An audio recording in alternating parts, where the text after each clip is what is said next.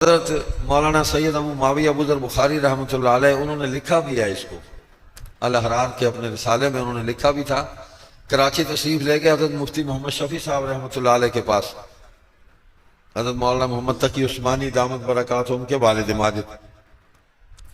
وہ حضرت حکیم الامت مولانا اشرف علی تھانوی رحمۃ اللہ علیہ کے بڑے خلفاء میں سے تھے اور بہت اونچے آدمی تھے، مفسر تھے، محدث تھے، فقیہ تھے، اللہ اکبر، بڑی اللہ نے ان کو شان عطا فرمائی۔ تو شاہ صاحب کہتے ہیں میں ان کی خدمت میں حاضر ہوا، میں نے عرض کیا کہ آپ خود بتاتے تھے کہ حضرت علامہ انور شاہ صاحب کاشمیری رحمۃ اللہ علیہ ہمیں قادیان میں ختم نبوت کی تبلیغ اور دعوت کے لیے بھیجا کرتے تھے، تو بعض اوقات ہمیں یہ احساس ہوتا تھا کہ شاید ہم زندہ واپس نہیں جا سکیں گے، جو کیفیت ہوتی تھی ہمارے ساتھ وہاں۔ تو اس کے بعد عرض کیا کہ اب ہم نے ربوہ میں چناب نگر میں مرکز بنایا، تو جس طرح آپ کے پیر و مرشد حضرت مولانا اشرف علی تھانوی رحمۃ اللہ علیہ نے مجلس احرار کے شعبہ تبلیغ کی 20 سال کی رکنیت قبول کی تھی اور 20 روپے 1 روپیہ سالانہ کے حساب سے فیس ادا کی تھی، میں آپ سے درخواست کرتا ہوں، شاہ صاحب نے کہا کہ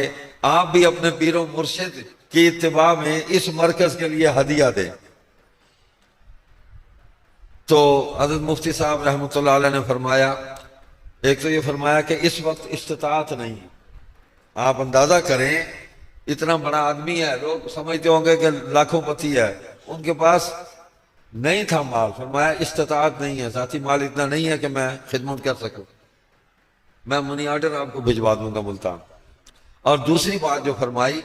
کہ آپ کے والد ماجد سید عطا اللہ شاہ بخاری رحمۃ اللہ علیہ کو اللہ تعالیٰ نے عجیب شان عطا فرمائی تھی، جب وہ قادیان میں داخل ہوئے تو گویا مسلمانوں کے لیے پھاٹک کھل گیا، پھاٹک کھل گیا، اب کوئی رکاوٹ نہیں تھی، جس کا جی چاہے اب قادیان میں داخل ہو جائے۔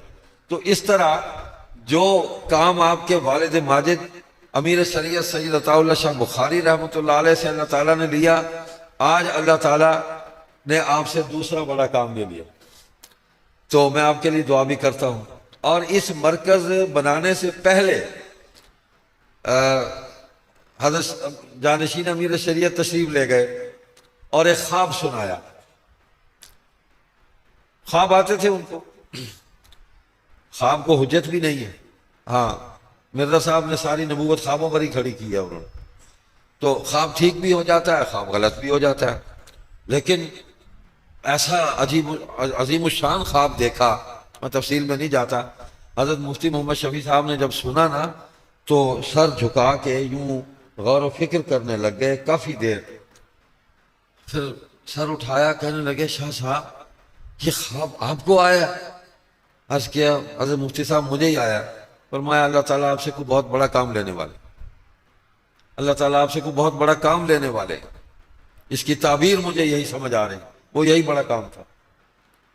پھر دوسرا خواب دیکھا تو اس کی تعبیر مکمل ہو گئی یہاں، تو اللہ اپنے نیک بندوں کو دکھا بھی دیتے کہ یہ ہوگا اور تیاری کر لو اس کے لیے، عزم کو مضبوط کرو، ارادے جو ہیں ان کو بلند کر لو اور مضبوط ہو جاؤ کہ ہم نے یہ کام کرنا ہے، اللہ نے اشارہ دے دیا ہے، ٹھیک ہے، تو اللہ کے دین کے لیے ہی ہے۔ ایک اللہ تعالیٰ نے انسان کو اپنے لیے پیدا کیا ہے، اور جو انسان اللہ کا ہو جاتا ہے پھر اللہ تعالیٰ اپنی ساری نعمتیں جو ہیں وہ کہتے ہیں اب یہ تمہاری ہیں، تو میرا ہو گیا اور جو کچھ میرا ہے وہ سب تیرا ہے۔ تو اللہ نے ایسی مدد کی، یہاں الحمدللہ ایک رونق لگ گئی۔